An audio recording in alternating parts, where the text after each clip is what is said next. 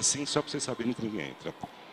É um escritor, eu quis fazer um escritor que resolve escrever a história de um garoto de 17 anos que cometeu um crime por amor, não vou contar para vocês verem, né?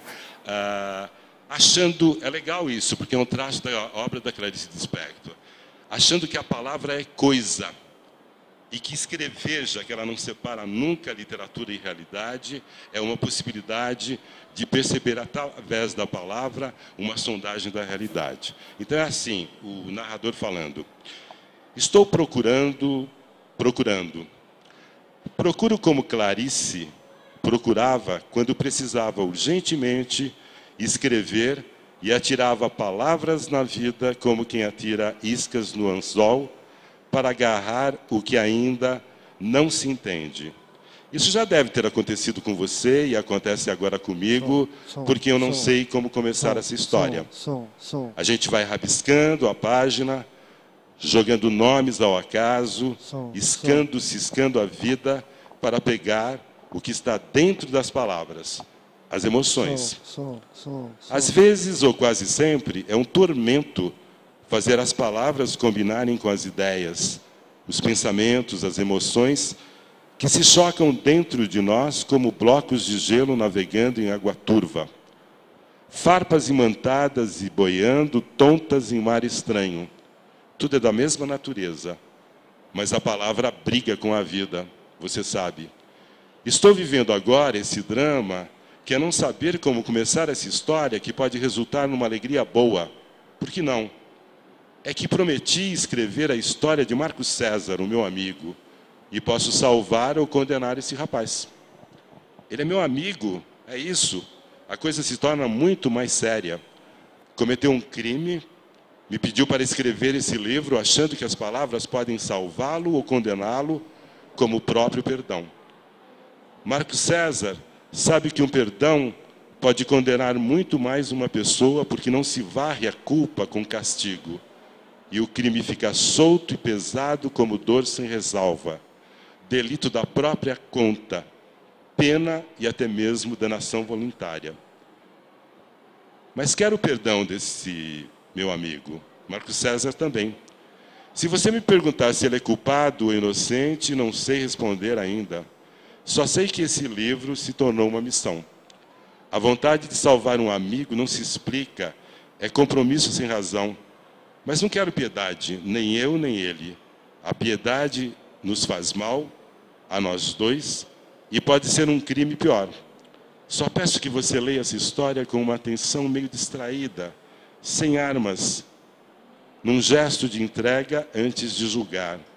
Qualquer coisa como pisar um território pela primeira vez e descobrindo a textura da terra com a planta dos pés.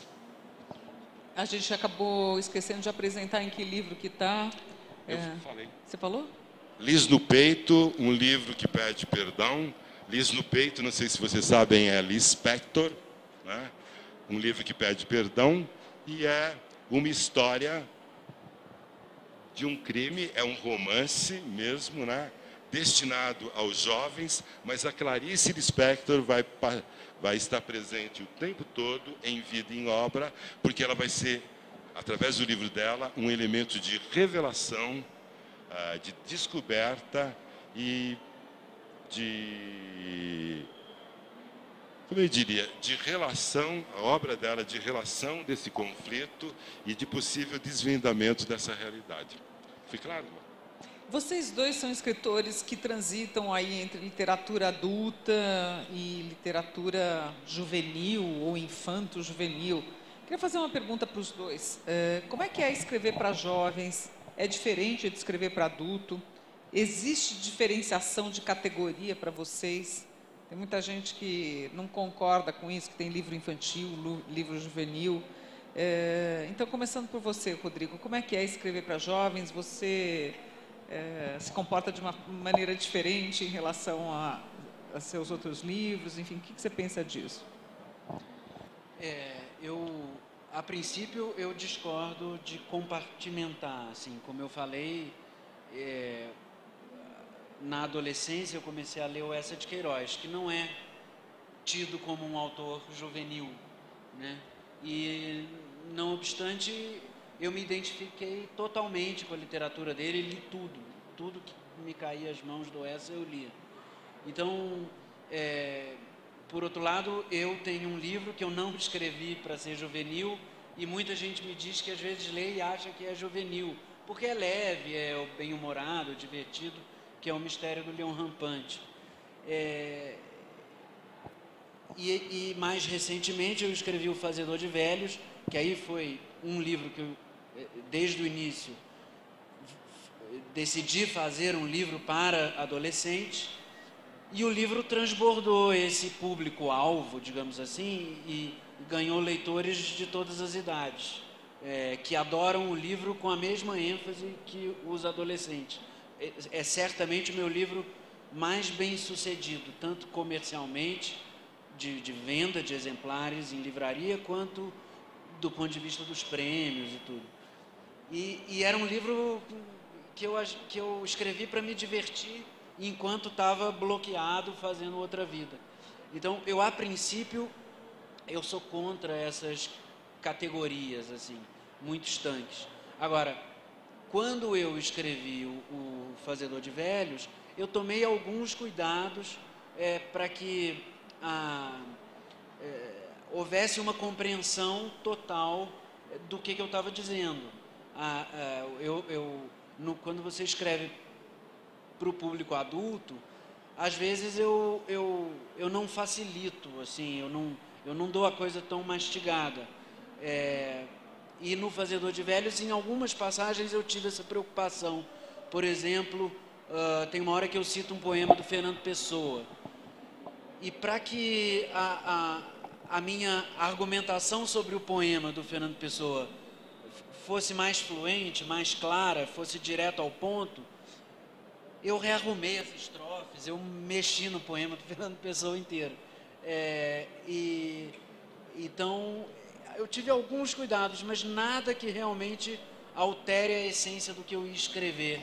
Mas você disse assim, não, o Fazedor de Velhos aí foi diferente. Eu já tinha focado num público jovem, depois o livro extrapolou. Mas assim, que cuidados você toma nisso, de imaginar que talvez o jovem não tenha tanta cultura, o conteúdo? Não, eu acho que ao focar o adolescente, claro, tem algumas referências. Tem uma hora que eu cito um livro do Eça de Queiroz e o personagem fala, me dá um gole aí dessa garrafa de Chambertin. Eu imaginando o meu público adolescente, eu falei, ele não vai saber o que é Chambertin. Aí eu botei, me dá aí uma garrafa desse vinho. Mas é assim, uma concessão mínima para ter a absoluta clareza de comunicação com o leitor que eu tinha na cabeça. Agora, não é uma mudança substancial. Eu não mudei a história, eu não mudei o destino dos personagens, não mudei os temas com que eu trabalhei. Você acha que a questão da temática não importa, não influi? Eu estou me lembrando aqui, enquanto eu estou conversando com você, que uma vez eu estava numa discussão de um livro, e aí eu comentei com a minha amiga e disse assim, poxa, mas ele não percebe que ela está perdendo espaço, ela está perdendo o espaço que ela tinha conquistado no trabalho, papapá, falando de um personagem. E ela disse assim, mas ele, claro que ele não percebe, Mona, ele é jovem, ele ainda nem sabe o que é isso, ele não chegou lá no seu primeiro emprego, ele não tem essa consciência do que é o espaço, o lugar dela, então ele não pode entender isso. Então, fiquei pensando, enquanto você estava falando, se, enquanto o escritor está ali escrevendo, se ele se depara com esse tipo de situação. Né? Eu não. Eu acho que o jovem, ele pode viver as coisas diferentemente, mas não acho que ele tenha uma compreensão tão limitada assim das relações. Quer dizer, outro dia me perguntaram, mas o seu livro juvenil, você lida com temas como a morte e tal, você acha que o sofrimento, o jovem tem que ser preparado para o sofrimento no livro juvenil?